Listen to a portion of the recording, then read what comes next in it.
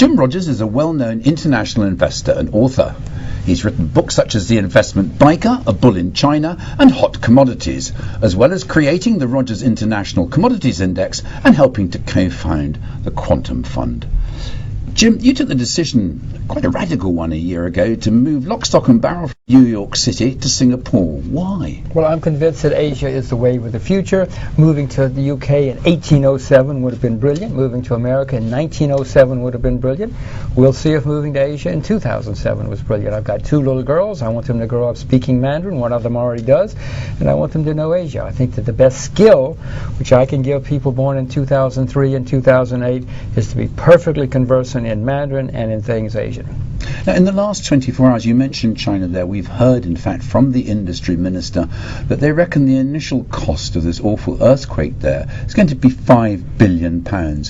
What effect do you think, not only in loss of human capital, but also in terms of the effect it will have on the wider Chinese economic growth story? Well, it's been a horrible disaster, as you know. Thousands of people, tens of thousands of people killed. But remember, China is the 3rd largest landmass in the world.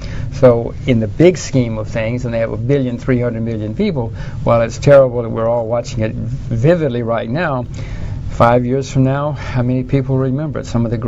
Many people talk about the tsunami still, which happened, 4 years ago? It was a disaster, horrible, worst disaster. But in the big scheme of things, I mean, the world has had these horrible problems many times.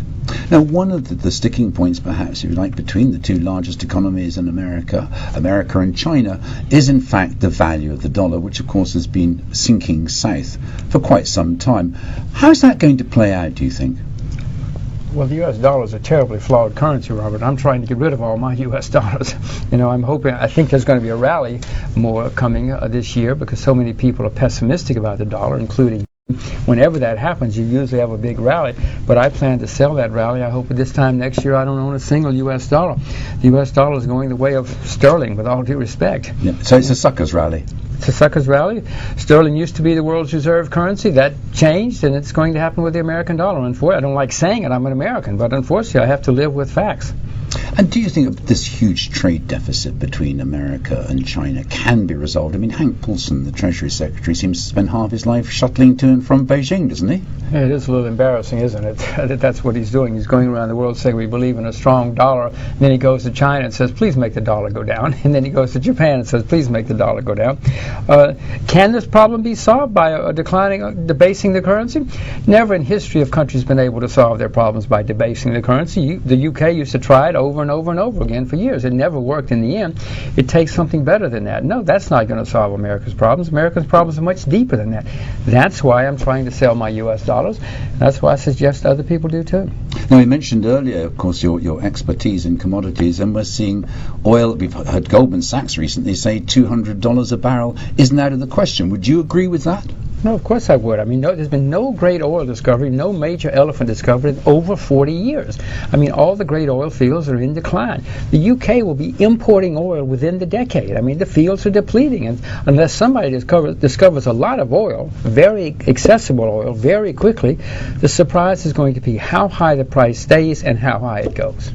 In terms of what OPEC could do, we've seen President Bush, the Saudi Arabia, the only one with any spare capacity, has opened the spigot a little bit. But there is nobody really with spare capacity, is there? Saudi Arabia says they have spare capacity. They've been saying it for 10 years now. And you remember 5 years ago they said we're going to increase production to 12 million barrels. There are people who will tell you that Saudi Arabia has been depleting its oil fields. They've been pumping water in there, and that Saudi Arabia doesn't have that spare capacity. Something is wrong somewhere. The Saudis keep saying prices are too high, there's plenty of oil. Well, then why don't they dump the oil on the market? Why don't they drown the speculators? They all blame it on the 29-year-old speculators. Drown them. Let them sit at their computers and pour the oil on their heads if there's so much oil. The problem is, Robert, there's not a lot of oil in the world. I just wanted to ask you finally, Jim, you've studied at Oxford and you've studied at Yale in America. compare and contrast the different approaches of the US Federal Reserve in slashing rates and trying to pump prime the economy, and the Bank of England, which has been rather more staid and inflationary-led. What's your view? Which is the right one? The U.S. Federal Reserve is making disastrous mistakes. I'd rather have the Bank of England running the Fed right now. What I'd really like is the EU bank, the central bank, running the Federal Reserve. Or better still, I like the Chinese central bank. You know, the Chinese are raising interest rates. The Chinese are raising reserve requirements. They're trying to do something about the current inflation problems. You know, in Australia, the central bank is trying to do something about it. The American central bank is a disaster. They're causing huge inflation in the world, not just in America. They're debasing the currency. They're trying to drive down the value of the dollar. The American central bank is probably the worst in the world. It is so bad, you can write this down, that I suspect that the American central bank will disappear in the next decade or two. Jim Rogers, thank you very much with that dire prediction.